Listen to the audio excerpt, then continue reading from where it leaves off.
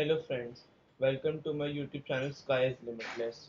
I have received raving responses on the 5 videos I have posted in the last 2 months. So today I am going to show you how to make a gaming PC which can also be used for other purposes such as video editing, 3D rendering, etc. I also use it for online classes, which is the new norm as my old laptop was not able to run them smoothly, but this PC is too overkill for that purpose.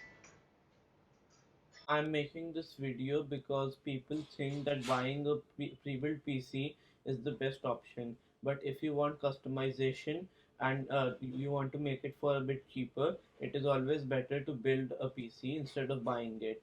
Today's technology allows amateurs like me to make this PC without having a lot of prior knowledge about the hardware and parts which go into this. So this is my final setup in my room. So this is the keyboard, mouse, the monitor and the PC. And these are the wires for the headphone for the PC. So this is the audio wire and this is the mic wire. These two come together for my headphones. On the back side there is a Wi-Fi dongle and the DisplayPort cable of the monitor and also the power supply cable for the PC and the keyboard and mouse. This is the dust filter of the PC. So this is the CPU. It is a Ryzen 5 3600 CPU. So I'll quickly unbox it. This is the stock cooler which comes with the Ryzen 5 3600 CPU, and this is the CPU itself. This is the motherboard. I am currently taking out the anti-static wrapper of the motherboard. We won't throw this wrapper away. This wrapper will prevent the motherboard from getting electrically shocked from us because our body can have electrostatic charge which can damage these components. So I won't throw the wrapper away. Instead, I'll put the motherboard on top of the wrapper and put the wrapper on top of the box. Now I'll take off the retention arm of the CPU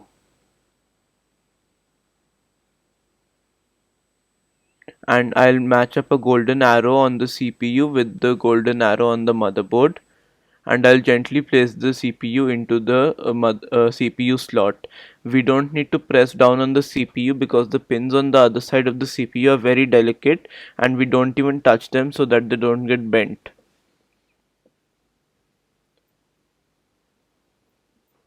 So once it's in, you can touch it a bit and just wiggle it around a bit to make sure that it's completely in, then close the retention arm back. Now I'll take off these 4 screws so that I can put the cooler on top of the CPU.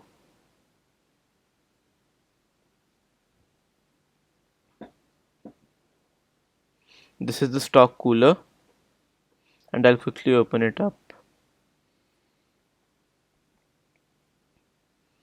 There's some thermal paste on the backside of the CPU. Don't touch that or else you'll ruin it and you'll need to apply your own thermal paste on the CPU. So this is the thermal paste. This is the CPU cooler and this is the fan lead.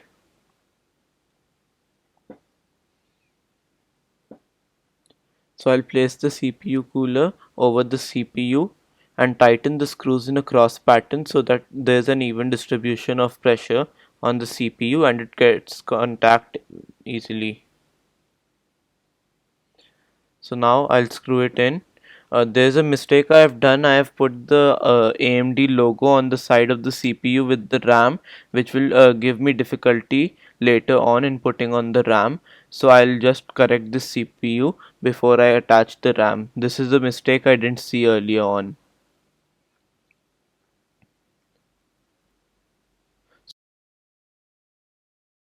This is the Corsair Vengeance LPX RAM.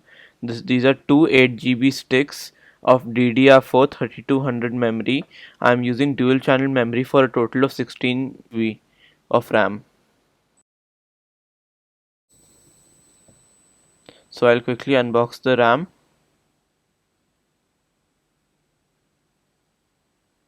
and there are 4 DIMM slots. You need to put, if you're using only 2 sticks of RAM, you should put it in the black ones, and if you're using 4 sticks of RAM, you can populate all the DIMM slots. As I'm using only 2, I'll populate only the black ones. So this is where I see the problem of the AMD logo coming on this side, because the RAM cannot be attached properly right now. As you can see, the RAM is not aligning properly.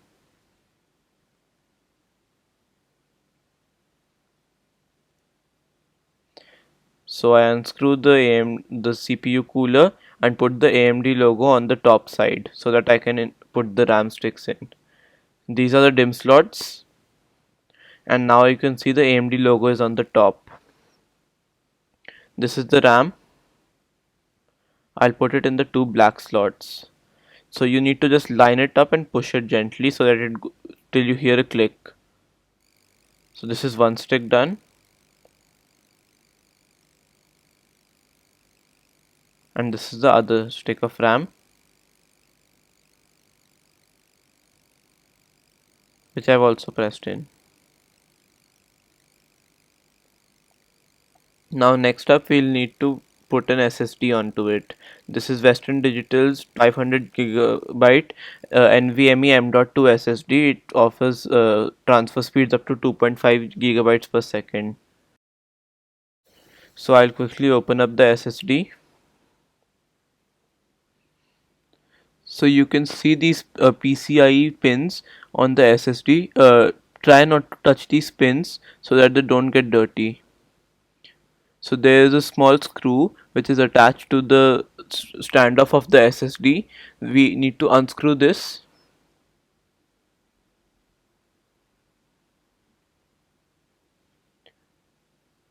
and then to put in the NVMe SSD, we just line it up and push it in at an angle. So this is the SSD. It's very tiny in size. So we just line it up at an angle with its connector and push it in. You'll feel a click,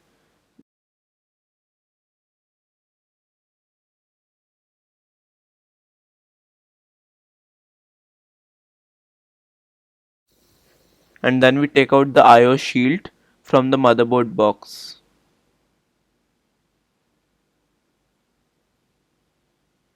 So this is the IO shield.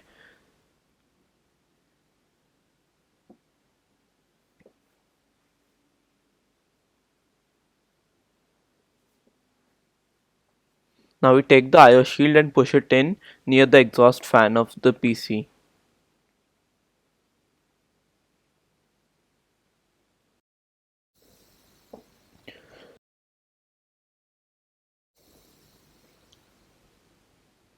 I'm currently mounting the IO shield. It is not very easy to mount the IO shield, as you need to apply enough pressure to put it in, but not too much pressure that it breaks. So now I'll take the motherboard and hold it from the CPU cooler. If you have attached it nicely, it should not fall off. Now I'll line it up with the IO shield, and first of all I need to put in some standoffs in the case in which I can screw in the motherboard. So I'll quickly do that, and now I'll start screwing in the motherboard. At this point I could not screw in the top right standoff screw because my hand was too big for it, so the person helping me had to do it because the screw was continuously falling off if I was trying to do it.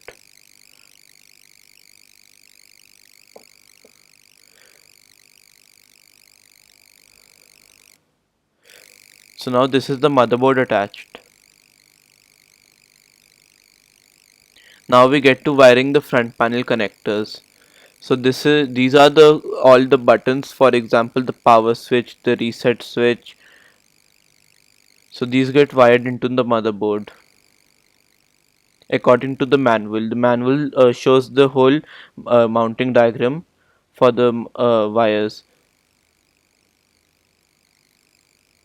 So these are the HD audio wires,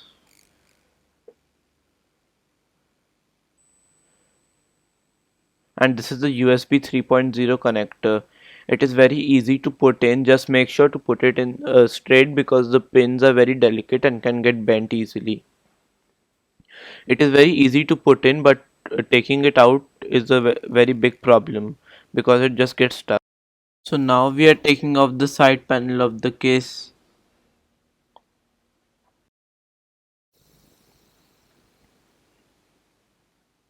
Be careful not to take it off too quickly because there are some wires on the other side. They might get broken if you pull it out too quickly.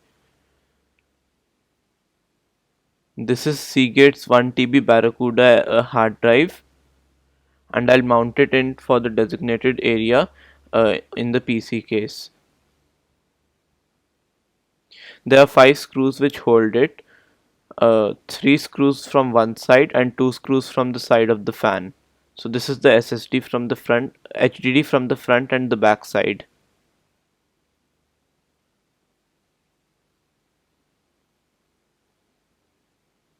So now I'll quickly mount the SSD. I mounted it. This is the RTX 2060. It is the graphics card. This is the card which will give all the performance for gaming and other things.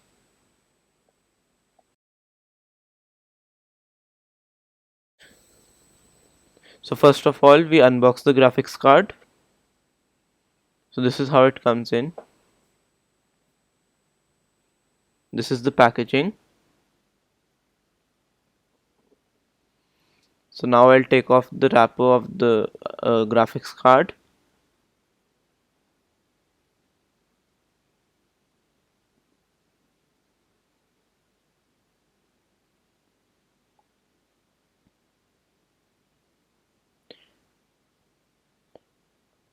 And yes, I was about to drop it right there. So this is the graphics card. I'm trying to find out which of the columns I need to take out so that the IO of the graphics card can come out. I have taken them out and now I'm screwing in the graphics card after just pushing it in.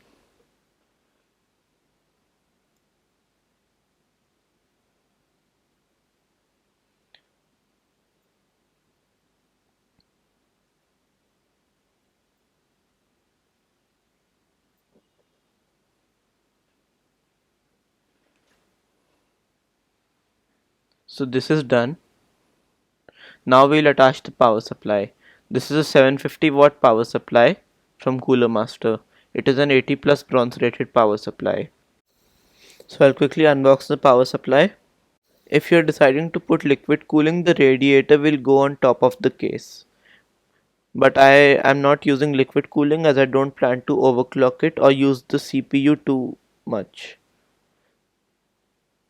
This is the power supply cables,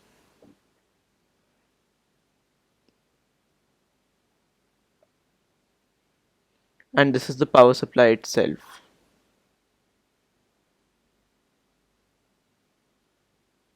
There's a fan, which is an exhaust fan at the bottom of the power supply, and there are a bunch of cables. You won't have this if you use a modular power supply. The cables will come separately, but modular power supplies are also more expensive.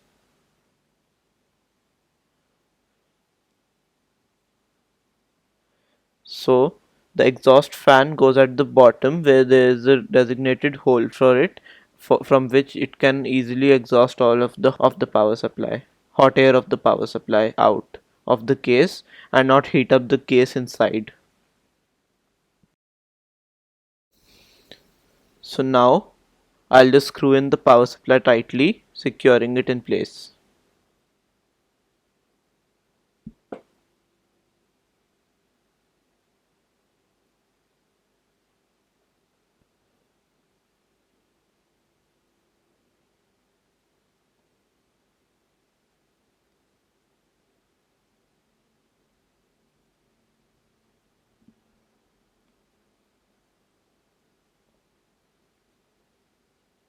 So now I am basically taking all the wires from the power supply and putting them into the motherboard. This is the 24 pin connector which powers the motherboard. Next up is the CPU wire.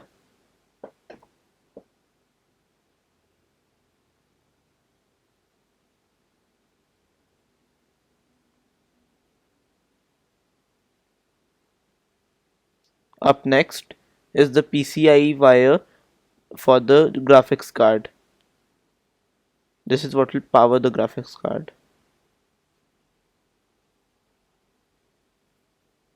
Now this is the SATA wire for the hard disk, and I'll quickly connect it. This is the SATA signal, and there's also SATA power wire on the power supply. You just put it into the SATA power and the SATA signal on the hard disk, and you're done with that.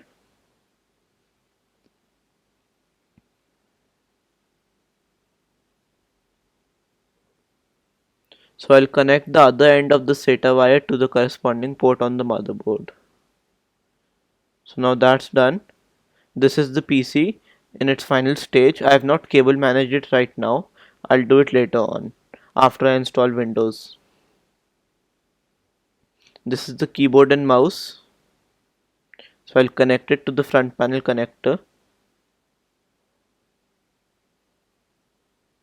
And now we just want it to post. After it posts, we can get a copy of Windows on it, install the basic apps and get going.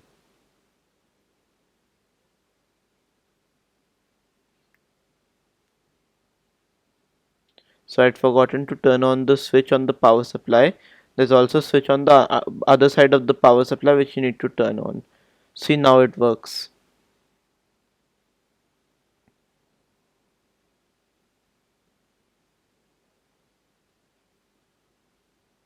And as you can see on the monitor there, it has posted. This is a copy of Windows 10 Pro, and I'll be putting this as the operating system inside of my PC.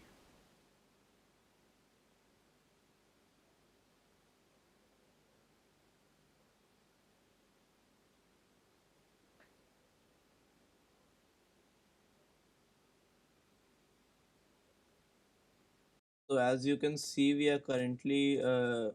can currently play Fortnite on it, and we are getting about 165 hertz in the lobby. And when we go in game,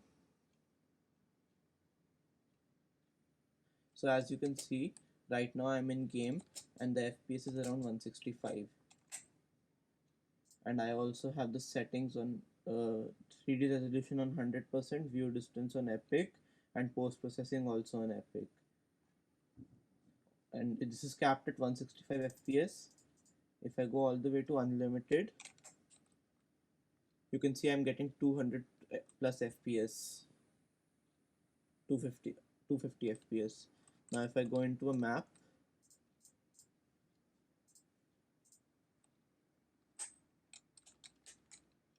so right now I'm getting 270 FPS in plus.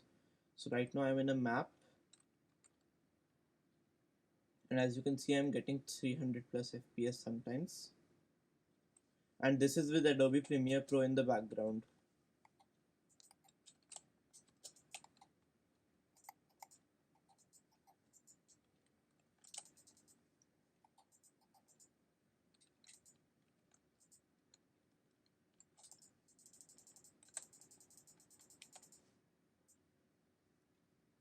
As you can see, I'm topping out at 275 FPS, but since this is a 165 FPS monitor which I'm using, I usually cap it at 165 FPS. And now if I go into a public game, this was in creative, so in creative you usually get high FPS. And now if I'll go into a solo game, and we'll see how many frames per second we are getting. The FPS on to full, just to see how much FPS we can get. And this is with Adobe Premiere Pro running in the background, and I'm editing this video. The FPS is shown here. Stop. So right now as you can see I'm getting 200 plus FPS. As you can see I'm getting 100 FPS even in the sky, and this is on very high settings. So let's see how much FPS we get in the battle bus. So the FPS right now is fluctuating between 100 and 200. So I'm right now in the battle bus and I'm getting 170 FPS plus. So let's drop and see how much FPS we can get. So right now I'm in the air and I'm getting 120 plus FPS on very high settings. So let's just go into the settings.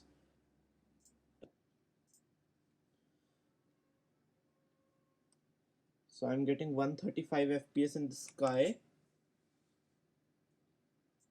with all epic settings, as you can see. Even while moving around, I'm getting this much FPS.